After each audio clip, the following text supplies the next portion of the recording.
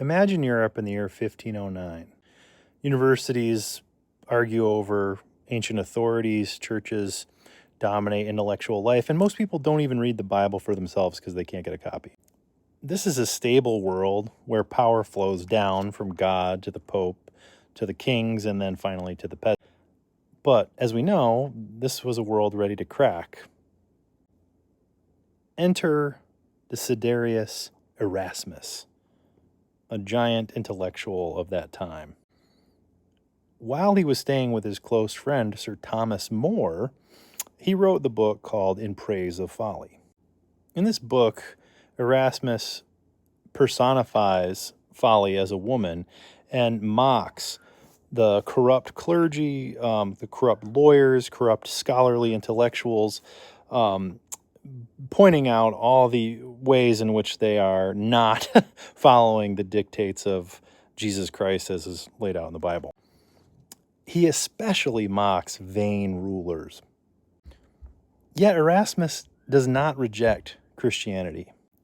Instead, Erasmus says that true faith looks foolish to the world. Compassion, humility, not boastful or prideful. There's even a joke in the title.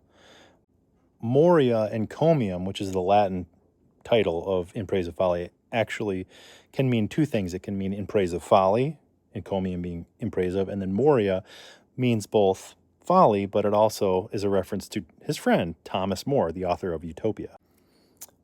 These years, 1509 to 1517, and the relationship between Thomas More and Erasmus really represent the last time European intellectuals thought that Reformation could come about by conversation, learning, and humor.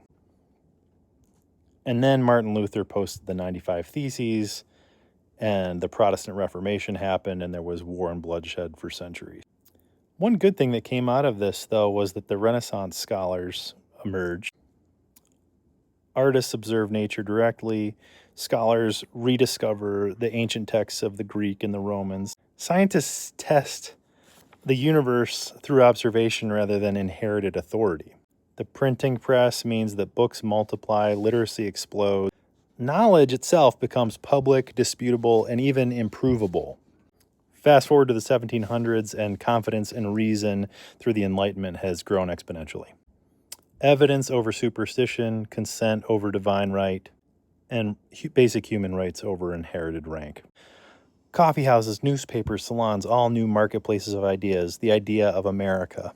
Why am I talking about this right now? I see a lot of backsliding.